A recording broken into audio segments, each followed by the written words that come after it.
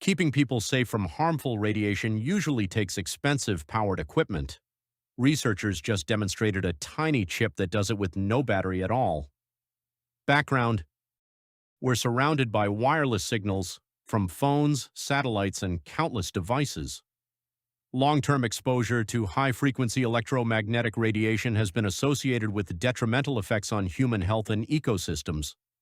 Monitoring for harmful electromagnetic fields usually requires powered-up electronics, but researchers have now built a sensor chip that runs entirely on the radiation it's detecting. Key findings: 1.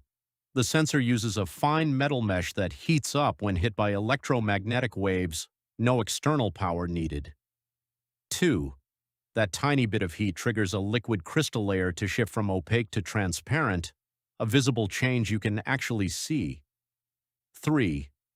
In tests, the chip detected magnetic fields as weak as about 6 Millitus law at 125 kHz and responded in just milliseconds.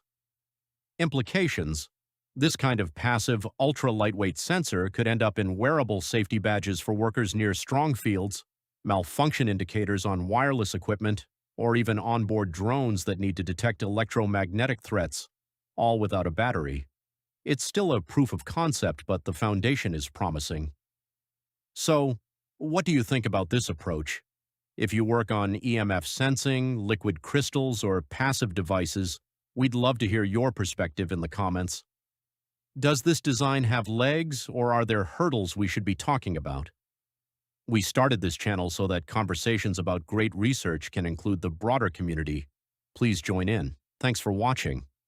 Subscribe for more 2-minute dives into new research.